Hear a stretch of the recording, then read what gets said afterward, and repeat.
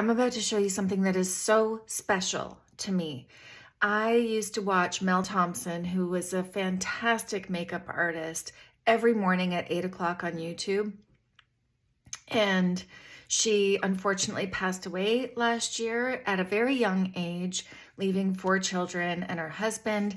And she had come out with this palette by sydneygrace. I've been checking that website every week to see if it was back in stock, and I finally got my hands on it. When she passed away, I legit had tears. I woke up to her every day, watched all of her content, and really fell in love with her. So I'm about to use this palette. It is absolutely beautiful. She was so special and left this earth far too young. There's so many beautiful colors. Like, look at that one.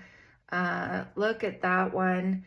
And then she's got just really beautiful, natural looking tones as well. The quality of these shadows are absolutely stunning. This is Tree Hopper in the crease. And as you can see, smooth like butter. I'm gonna take walking stick now, and I'm gonna put this on the outer corner. I'm gonna take whatever's left on my brush and drag it upwards, making sure it's all blended. I'm gonna go into Love Bug. I love this color.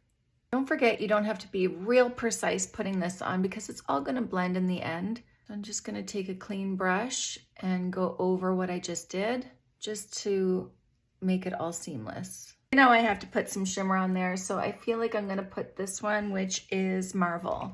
So pretty.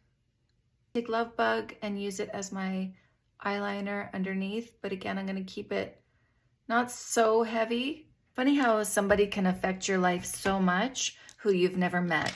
And I'm gonna take Web and put it right in the corner there, just underneath the brow bone. Here's a final look. I love this palette, and I feel like today's a special day. I don't know, I feel connected to her somehow today. I think I said before that I'm not affiliated with sydneygrace at all, and it's the first time I've tried her shadows. I do know that they're wonderful. There's such good reviews.